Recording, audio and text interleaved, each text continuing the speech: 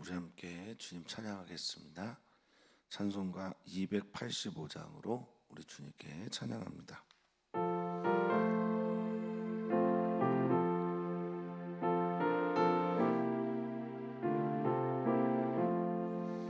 주의 말씀 받은 그날 참 기쁘고 복되도다.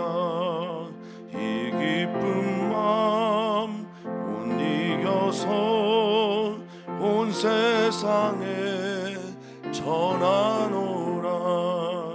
기쁜 날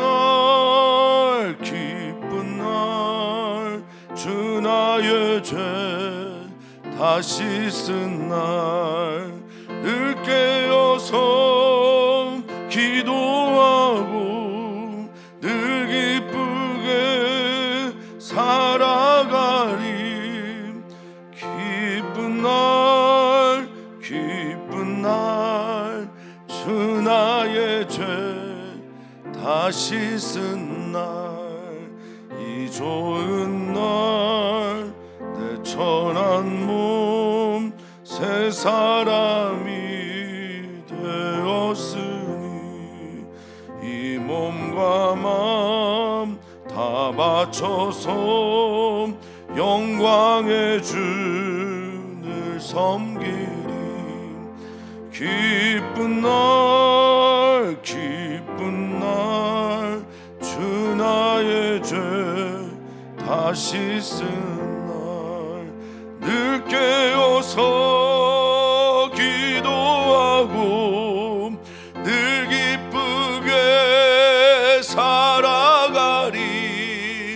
기쁜 날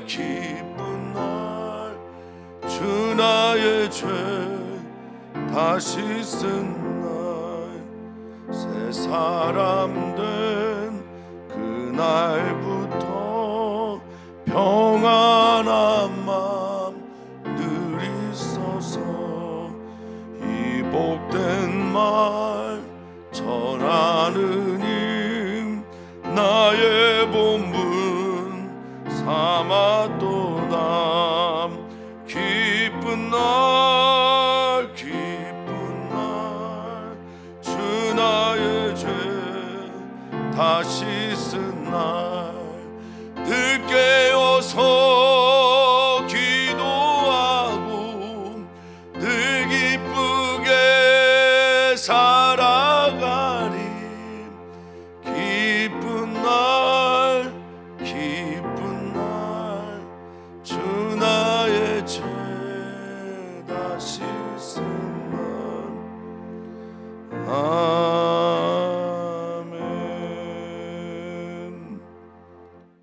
아멘. 주님, 우리의 삶을 보면 그렇게 기쁠 일들이 많은 것 아니겠지만 하박국 선지자가 고백했던 것처럼 없는 것들 투성이에서 빼앗긴 것 투성이에서 우리 주 예수 그리스도로 인하여 기뻐하고 즐거워하는, 구원의 하나님으로 인하여 기뻐하고 즐거워하는 우리들이 되기를 소망합니다. 주님, 모든 것을 다 잃어도 한 분 하나님이 계시면 모든 것을 얻은 자보다 훨씬 더 행복한 삶을 살 수 있음을 믿습니다. 그렇게 가르치시나 그렇게 전하시나 우리의 삶과 또 우리의 말은 정말 일치가 되지 않습니다. 주님, 오늘 우리에게 가르쳐 주시고 또 깨닫게 하셔서 세상 그 어떤 것보다 가치 있는 하나님을 만나는 은혜의 날이 되게 하여 주시옵소서. 감사하며 예수님의 이름으로 기도하옵나이다. 아멘. 하나님 말씀입니다. 사도행전 2장 37절에서 47절까지 말씀입니다. 사도행전 2장 37절에서 47절 우리 한 목소리로 읽겠습니다. 그들이 이 말을 듣고 마음에 찔려 베드로와 다른 사도들에게 물어 이르되 형제들아 우리가 어찌할꼬 하거늘 베드로가 이르되 너희가 회개하여 각각 예수 그리스도의 이름으로 세례를 받고 죄 사함을 받으라. 그리하면 성령의 선물을 받으리니 이 약속은 너희와 너희 자녀와 모든 먼데 사람 곧 주 우리 하나님이 얼마든지 부르시는 자들에게 하신 것이라 하고, 또 여러 말로 확증하여 하며 권하여 이르되 너희가 이 패역한 세대에서 구원을 받으라 하니, 그 말을 받은 사람들은 세례를 받음에 이날에 신도의 수가 3천이나 더하더라. 그들이 사도의 가르침을 받아 서로 교제하고 떡을 떼며 오로지 기도하기를 힘쓰니라. 사람마다 두려워하는데 사도들로 말미암아 기사와 표적이 많이 나타나니, 믿는 사람이 다 함께 있어 모든 물건을 서로 통용하고 또 재산과 소유를 팔아 각 사람의 필요를 따라 나눠주며 날마다 마음을 같이하여 성전에 모이기를 힘쓰고 집에서 떡을 떼며 기쁨과 순전한 마음으로 음식을 먹고 하나님을 찬미하며 또 온 백성에게 칭송을 받으니 주께서 구원받은 사람을 날마다 더하게 하시니라. 아멘. 아멘.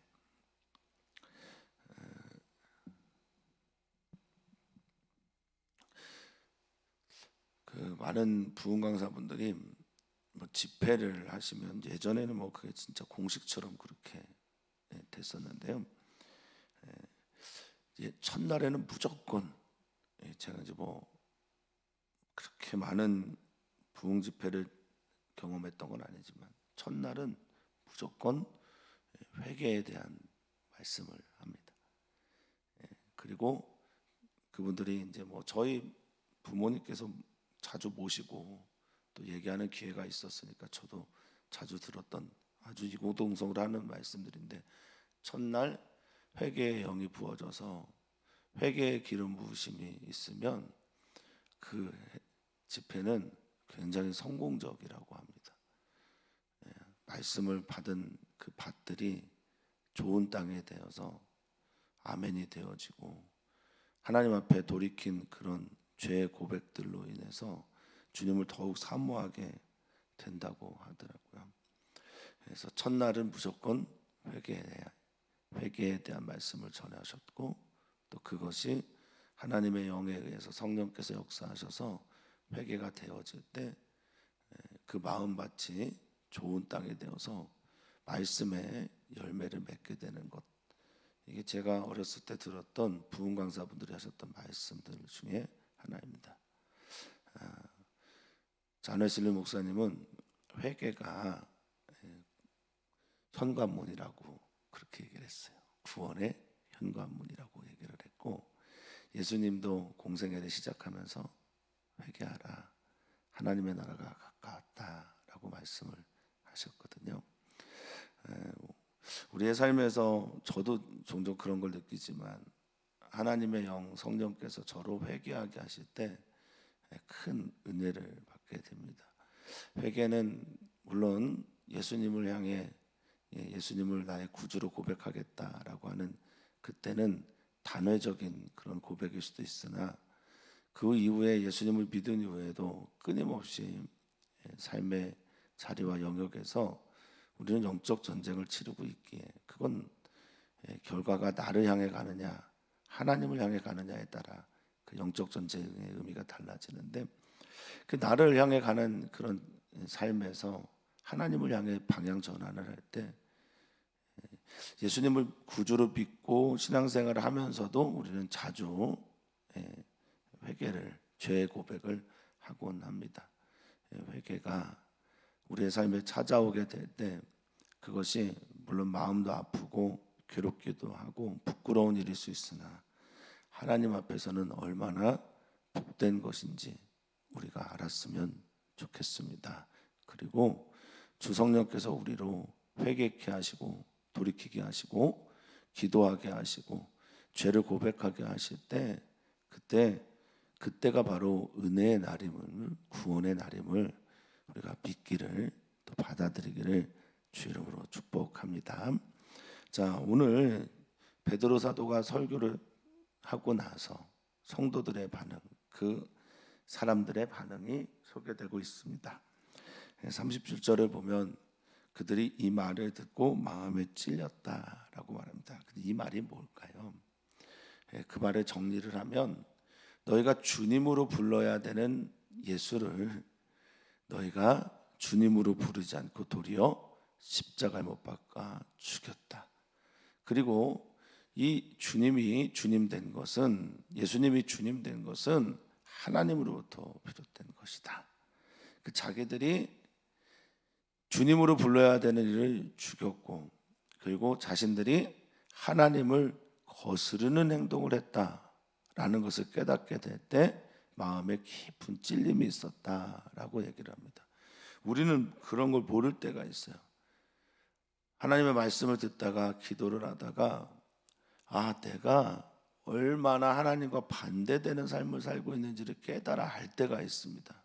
그게 복이에요. 저는 그게 진짜 복이라고 믿습니다.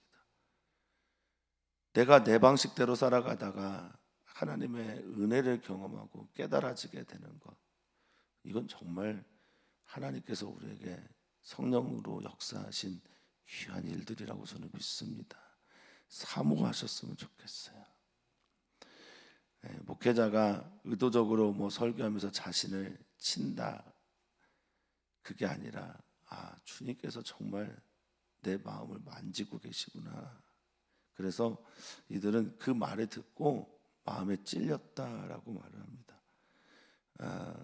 사도행전 여기에서만, 아니 성경 전체에서, 신약 성경 전체에서만 쓰여지는 단어가 여기 마음에 찔려라는 단어를 쓴 카탄디소라는 말이라고 합니다.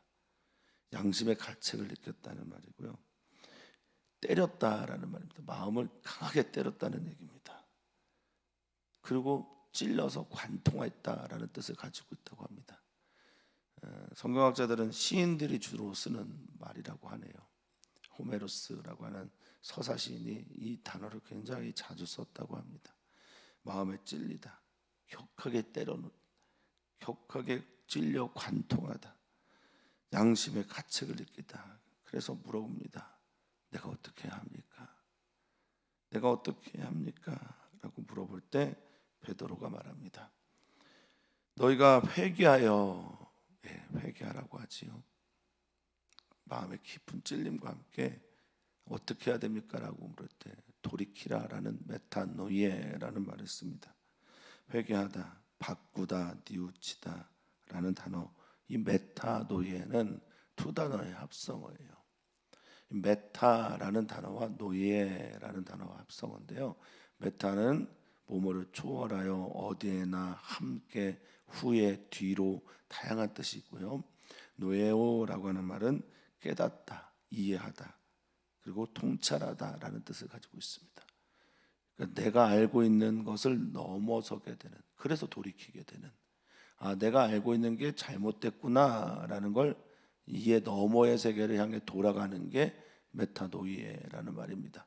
그러니까 이게 무슨 말이냐면 나로 살다가 이제는 나를 초월하는 어떤 대상을 통해서 살겠다라고 결단할 때 진짜 회개가 일어나게 되는 거예요. 사람들이 언제 한계를 느끼냐? 자신의 지식과 또 자신의 경험과 또 자신이 알고 있는 이 문화가 다라고 생각할 때, 그때 한계에 봉착해서 그 이상을 보지 못하거든요. 지금 유대인들이 그런 거예요. 유대교인들이 그런 겁니다. 사람이 부활을 해? 예수가 하나님이야? 이런 생각들을 하고 있는데 그것들 너머의 세계를 보게 하셨고, 그리고 그 너머의 세계를 향해 돌이키는 게 바로 회개인 겁니다. 하나님을 향해 돌이키시는 우리가 되기를 바랍니다. 우리가 주님께서 너 나를 주라고 부르고 네 마음대로 살아, 우리 주님께서 우리에게 너가 나를 주라고 부르면서 오히려 나를 십자가에 못 박아 라는 류의 말씀들을 하시게 될 때 기꺼이 하나님의 나라를 향해 회개하고 돌이킬 수 있는 우리의 심령이 되기를 축복합니다. 그런 후에 세례를 받고 죄사함을 받아라. 죄사함을 받아야 너희가 성령을 선물로 받을 수 있다. 그러니까 회개와 성령의 은사들을 설명을 하고 있는 거죠. 죄사함이란 단어, 아페시스라고 하는 이 단어는 이 회개와 비슷한 의미를 가지고 있어요. 아포에임인데 내가 서 있는 곳에서 다른 곳으로 옮겨가는 걸 말해요. 그래서 이게 해방이고 자유고 탕감입니다. 내가 이렇게 눌려 있는 곳에서 벗어나게 되는 거잖아요. 거기에서 해방을 얻는 겁니다. 그래서 회개라는 것도 내가 있는 자리에서 주님을 향해 돌이키는 거죠. 지와 정과 의가 주님을 향해 하나님을 향해 돌이키게 될 때 회개인 것처럼 그때 일어나는 사건이 바로 아피에이미라고 하는 바로 죄사함의 사건이라는 겁니다. 내가 나로만 살아가면 죄의 그냥 노예로 살아가는 거예요. 그런데 내가 하나님께 돌이키면 나는 그 죄의 노예에서 사함을 받고 자유를 얻게 되는 겁니다. 그래서 아페시스라고 하는 아피에이미라고 하는 동사에서는 아페시스라고 하는 이 죄사함이 해방과 노임과 용서와 사면과 탕감 등의 뜻을 가지고 있는 겁니다. 참 자유를 얻겠죠. 그래서 이건 자유입니다. 죄사함을 얼마나 우리 주님께서 우리에게 주기를 원하시는지 여러분 아셔야 합니다. 죄의 용서와 탕감, 해방을 우리 주님께서 우리에게 얼마나 나눠주고 싶으신지를 우리는 알아야 합니다. 우리는 사람의 노예가 되기도 하고 사랑의 노예가 되기도 하고 물질의 노예가 되기도 합니다. 저도 이런 문제들 때문에 자주 무신론자가 되기도 합니다.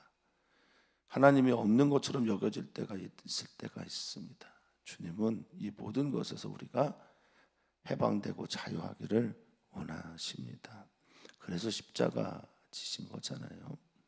그래서 그렇게 우리가 자유하기를 원하셔서 십자가에 죽기까지 그렇게 사랑하시고 복종하신 것 아닙니까? 그러면 너희가 이 죄사함과 함께 성령의 선물을 받게 될 거다. 은사를 받을 것이다. 너희가 우리에게 이 현상이 뭔지를 물어봤냐?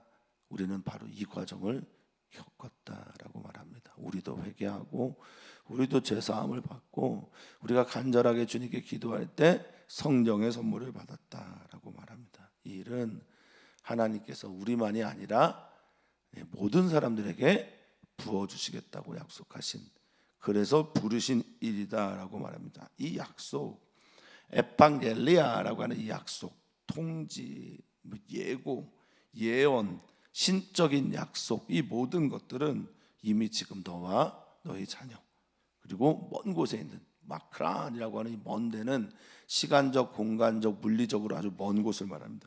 그러니까 열방의 모든 사람들을 하나님께서 부르시고자 하는 모든 사람들에게 해당되는 거야라고 말합니다.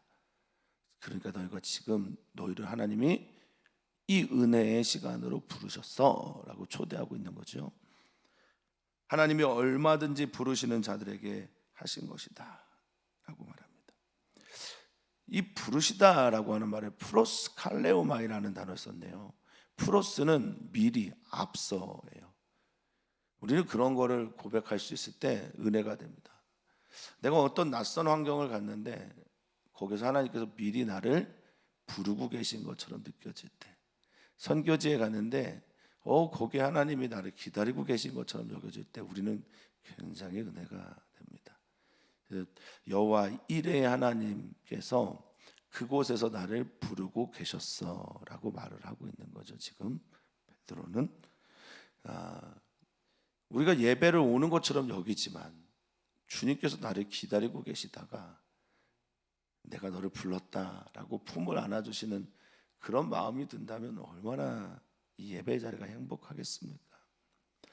그래서 개인적으로는 교회에서 가장 중요한 자리 중에 하나가 안내라고 생각을 하는 편입니다.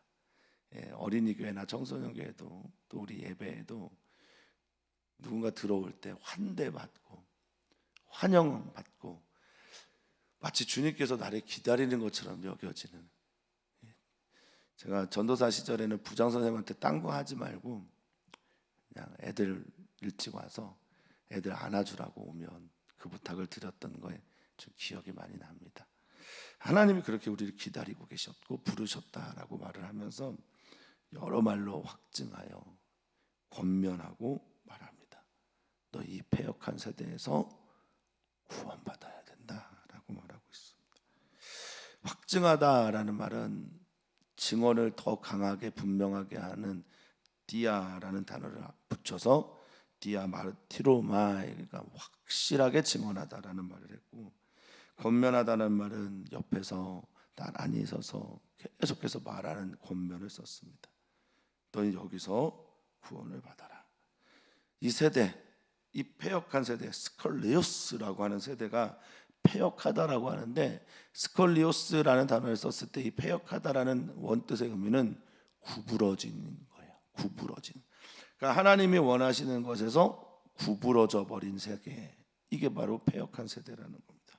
하나님께서 원하는 것에서 굽어버린 세대, 다른 길로 향해, 다른 곳을 향해 구부러진 세대가 바로 패역한 세대인 거죠. 너 여기서 구원받아야 돼. 그러자 그 말을 받은 사람들, 이 받다라는 게 뭘까요? 그 말을 받은 사람, 이게 바로 예수님을 받아들이는 거고, 하나님을 받아들이는 거고, 하나님의 나라가 나에게 임하는 건데, 이 받다라는 건 그 말을 믿었다는 거죠. 영접하는 자, 곧 그 이름을 믿는 자, 꼭 그 단어를 썼습니다. 람바노나 데코마이로 주로 쓰는데, 받아들인 거예요. 환영한 거예요. 그 말씀을 환영한 거예요. 이게 바로 믿는 겁니다. 하나님께서 당신을 사랑하십니다 라고 할 때, 와, 좋습니다, 환영합니다, 받아들입니다, 영접합니다, 이게 바로 믿음 아니겠어요? 하나님께서 우리와 함께 하십니다, 아멘 하는 이유가 아멘이 믿습니다, 받아들입니다, 그렇게 되길 원합니다 아니겠습니까? 그러니까 이들은 이 말을 믿은 거예요. 믿어서 받아들인 겁니다. 환영하고 환대하고 받아들인 겁니다. 우리가 하나님의 말씀을 듣거나 기도를 할 때나 찬양을 할 때 우리의 태도가 이런 태도가 돼야 된다고 저는 믿어요. 받아들이는 태도, 하나님의 말씀이니까 아멘 되어지는 태도. 이렇게 받아들인 사람들이 세례를 받고 3,000명이 되었다라고 말합니다.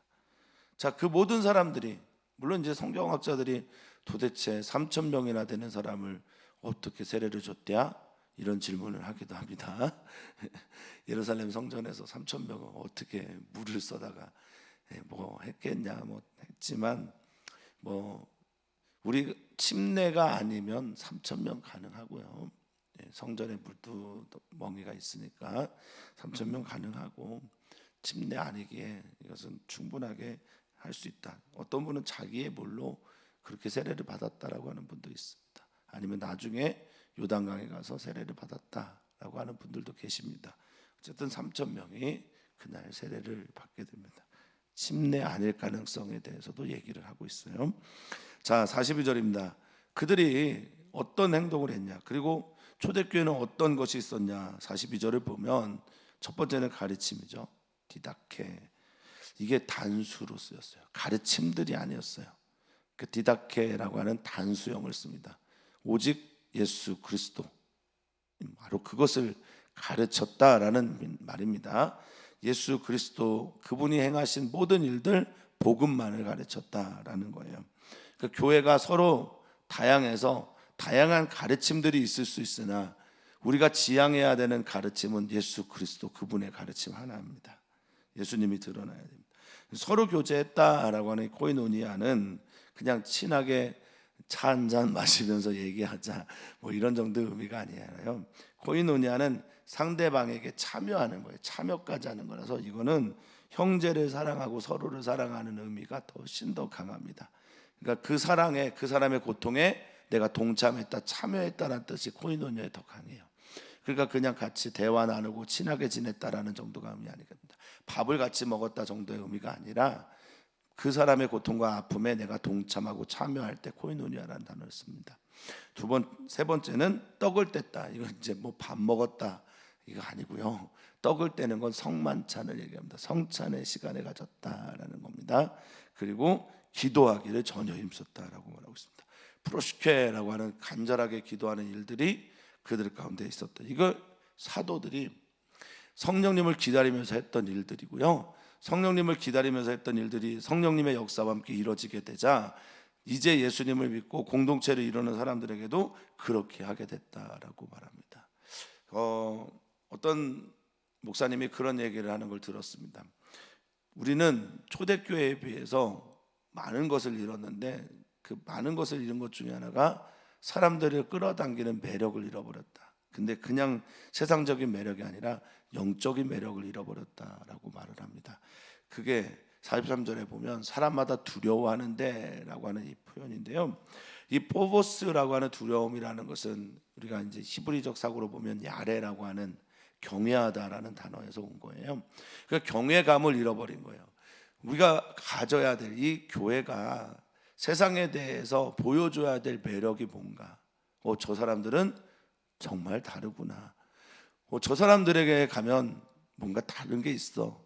그래서 이들이 두려워하고 이 두려움이 곧 매력이 되었던 시대가 사도들의 시대, 초대교회 시대인데 지금 시대는 그런 게 없다라는 거죠. 왜냐하면 그들이 두려워하는데 라는 단어가 쭉 연결되어 있습니다. 사도들로 인해서 기사와 표적이 많이 나타납니다. 이건 두려울 만하지요. 기적도 일어나고 표적도 나타나게 되면 두려울 만하죠. 나타나다라는 말이 기노마이라는 건데, 기적과 표적이 이루어졌다, 탄생됐다, 생겨났다, 행하다, 이런 말들입니다. 그런 일들이 일어났으니 사람들이 두려워합니다. 그런데 그 시대에 기적과 표적이 있었고 지금은 기적과 표적이 상대적으로 많이 적은 이유는 물론 많은 의학의 발달 그리고 복지 등등이 그것들을 대신하기 때문이기도 합니다. 그런데 44절과 그 이하의 것들은 지금 이 시대에서도, 이 시대를 살아가고 있는 소위 패역하다라고 말하는 구부러진 세대 속에서도 우리가 보여줄 수 있는 매력이고 두려워하게 하는 그런 자본주의 시대에서 이런 일들을 한다? 이건 두려울 일입니다. 그래서 이단들이나 이런 일들을 지금 하고 있잖아요. 근데 실제로는 교회가 지향해야 될 가치이기도 합니다. 물질을 뛰어넘는 것, 물질의 자본의 세계를 뛰어넘는 것, 돈보다 더 가치 있는 일들을 돈이 전부다라고 말할 때 돈보다 더 가치 있는 게 있다라고 말해주는 것, 이게 교회여야 합니다. 메슬로우라는 사람이 욕구의 단계를 말하는데, 교회가 그 욕구의 단계를 조장해주고 야 욕구의 단계대로 살아라라고 말하는 게 아니라, 기독교는, 신앙은 이 욕구, 자기의 생리적인 욕구, 안정의 욕구, 자기 인정의 욕구, 자아 실현의 욕구, 이 욕구를 너 교회 생활을 하면, 신앙 생활을 하면 이 욕구들을 다 이룰 수 있어가 아니라, 진짜 기독교는 이 욕구들을 이루지 않아도 하나님으로 충분해라는 것을 가르칠 수 있어야 하는데, 그런 점에서 매력을 잃어버리고 있는 거죠. 사람이 누구나 가야 되는 본능, 본성을 따라 살게 만드는 게 신앙이고 기독교라면 이게 무슨 매력이 있겠냐는 거예요. 세상에 나가서도 충분히 할 수 있는 일들을, 돈 잘 버는 법은 세상에 나가서 유튜브나 강의를 듣거나 공부를 해야 됩니다. 교회에서 그걸 가르치는 게 아닙니다. 그런데 교회가 부자 되는 법을 가르친다고 하죠. 미래에 있는 일들을 가르친다고 하죠.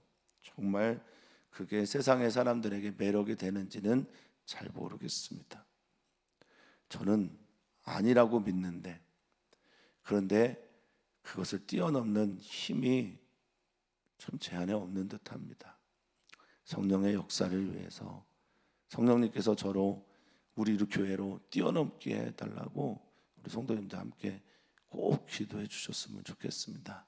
말이 아니라 정말 간절하게 기도했으면 좋겠습니다. 자, 물건을 서로 통용합니다. 자기 물건을 나누는 거예요. 공동의 것으로 나눕니다. 재산과 소유를 팔아 각 사람의 필요를 따라 나눠줍니다. 여기 재산, 크레마라고 하는 단어인데, 이 앞에 거는 재산에 가까워요. 유형의 재산에 가깝고, 소유는 히포르키스라고 하는 헬라어인데, 이거는 어디에 가깝냐면, 히파리키스라고 하는 이 단어는 자기 존재, 이걸 가까워요. 그러니까 물건도 팔고 자기도 팔았다는 얘기예요. 사람도 팔았다는 거예요. 자기를 다 팔아서 자기가 가지고 있는 권리를 나눠줬다라는 겁니다. 놀랍죠. 땅 문서나 이런 권리에 관계된 게 휘파르키스라고 보시면 되겠습니다. 앞에는 유형의 재산들이고, 뒤에 있는 소유는 소유권 등을 말하는 휘파르키스라고 하는 그런 권리들을 말하기도 합니다. 근데 이걸 각 사람의 필요에 따라 나눴다라고 하는 이 필요가 도대체 무슨 말일까? 이 크레이아라고 하는 필요는요, 물론 필요입니다. 필요가 가장 많이 쓰이는 단어인데 여기에 가난도 있어요. 가난. 궁핍한 사람들에 따라 나눠줬다라는 뜻도 됩니다. 여기 또 직무도 있습니다. 봉사하는 일들을 위해서 나눠줬다라는 뜻도 있습니다. 여러 가지 뜻들이 있는데 주님께서 원하시는 곳에 쓰이게 되었다라는 겁니다. 물론 이게 초대교회의 모습이기만 해요. 이제 후에 교회가 재산의 문제와 헌금의 문제 등을 처리하면서 이런 일들이 나타나지 않았으나 하나님의 나라의 지향점은 여기에 있다고 저는 믿습니다. 우리는 이 길을 향해 걸어가야 합니다. 물론 교회가 모든 성도들의 재산을 모아서 나눠주고 우리는 서로 통용하는 일들을 할 수는 지금 시대는 할 수 없습니다. 그러나 교회가 할 수 있는 매력적인 일들이 있습니다. 교회의 가치가 돈으로 평가되는 것이 아니라 그가 하는 일로 하나님의 뜻을 얼마나 잘 이루어가느냐로 평가받아야 된다고 믿습니다. 그들이 그런데 이 모든 일들을 사람들이 두려워하는데 매력을 느끼는데 이 모든 일들을 46절에 보니까 마음을 같이 해서 했다는 거예요. 마음을 같이 해서 같은 마음으로 만장일치로 일들을 하면서 마음을 하나가 되어서 성전에 모임 예배하러 모였겠죠. 집에서는 성찬 떡을 떼며 기쁨과 순전한 마음으로, 이 순전하다란 말은 한 가지의 마음이 오롯한 마음을 말합니다. 순전한 마음으로 음식을 먹고 나누고 47절입니다. 하나님을 찬미하며 온 백성에게 칭송을 받으니 할렐루야. 우리 교회가 그런 교회 됐으면 좋겠습니다. 하나님을 찬양하는 교회, 그곳에 가면 하나님의 나라를 맛볼 수 있다라고 하는 교회, 그 교회에 가면 예수님을 볼 수 있구나라고 말하는 교회, 그런 교회가 됐으면 좋겠습니다. 하나님을 찬양하는 이 일들과 함께 백성에게 칭송을 받는다.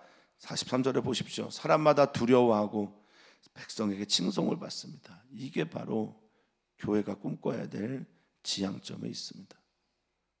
우리는 사람들에게 매력적이어야 됩니다. 영적인 매력을 나타내야 됩니다. 향기가 나야 됩니다. 영적인 그리스도의 편지를 읽어줄 수 있어야 합니다. 우리가 그런 교회가 되었으면 정말 좋겠습니다. 안으로 굽어진 교회가 아니라 한한상 교수가 말한 것처럼 팔이 밖으로 굽어진 하나님 아버지의 마음처럼 팔이 밖으로 굽어진 그런 교회가 되기를 소망해 봅니다. 그러자 47절입니다. 끝부분 같이 읽어볼까요? 주께서 구원받는 사람을 날마다 더하게 하시니라. 아멘. 날마다 주께서 구원받는 사람을 더하게 하시는 거예요. 사람이 하는 게 아니에요.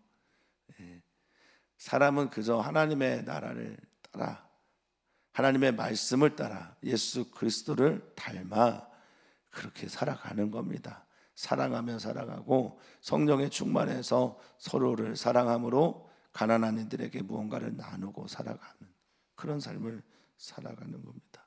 그러면 주님이 구원받는 사람을 날마다 더하게 하신다라고 얘기를 하고 있습니다.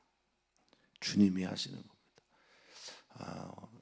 저 최근에 어떤 교회 목사님의 말씀을 듣고 진짜 깊은 은혜를 받아 감동을 받았어요. 그 목사님의 교회에 이제 홀로 계신 어르신이 한 분 계신데 뭐 일을 하시는데 이분을 위해 교인들과 함께 돈을 헌금을 해서 조그만 차를 사주고 싶다라는 말씀을 하시는 거예요. 가능하세요? 제가 여쭤봤어요. 홀로 계신 분을 위해서 가능하세요? 속으로 가능한 일인가요? 이렇게 여쭤봤어요. 그리고 들어봤죠. 이런 교회 감동적인 것 아닙니까? 어느 지역에 우물이 필요하다고 합니다. 우리 교회도 그런 일을 하긴 했지요. 우물을 위해서 모아서 헌금을 드립니다. 코로나19가 많을 때 산소 탱크가 부족하다고 해서 산소 헌금도 한 적이 있죠. 인도에. 우리가 우리를 자랑하기 위함이 아니라 정말 주님께서 기뻐하시는 일이라 믿고 필요를 따라 그렇게 나눠주는 교회가 되었으면 좋겠습니다. 정말 안으로 굽은 교회가 아니라 세상 사람들을 향해, 지금도 건너와서 나를 도우라고 하는 사람들을 향해 팔이 밖으로 굽은 교회가 되기를 바라겠습니다. 오늘 기도합니다. 주님이 우리를 기다리는 주일 예배가 되었으면 좋겠습니다. 지난주에 못 왔던 분들이 다 같이 나와서 예배했으면 좋겠고요. 예배의 모든 시간이 매너리즘에 빠져서 익숙해지거나 그런 게 아니라 정말 새로운 하나님의 은혜가 부어지는 예배의 시간이 되기를 소망해 봅니다. 개인적인 기도를 합니다. 주님, 마음에 찔려 회개하고 돌이키는 그런 하나님의 말씀 들려오기를 간절히 바랍니다. 그런 예배 시간이 되기를 바랍니다. 우리가 기도했으면 좋겠습니다. 여름 행사를 위해서 기도해 주시고 선교사님들 위해서 기도를 멈추지 말아 주십시오. 하나님을 정말 믿고 싶습니다. 하나님을 온전하게 신뢰하고 의지하고 싶습니다. 주님, 그런 이 여름, 그런 모든 시간들 되게 해 주시옵소서. 하나님이 계신데, 살아계시는데, 사랑하시는데, 돌보시는데 하나님을 정말 믿는 제가 됐으면 좋겠고 우리 교회 사랑하는 성도들이 되기를 바랍니다. 그렇게 인도하여 주실 주님 찬양하며 예수님의 이름으로 기도하옵나이다. 아멘.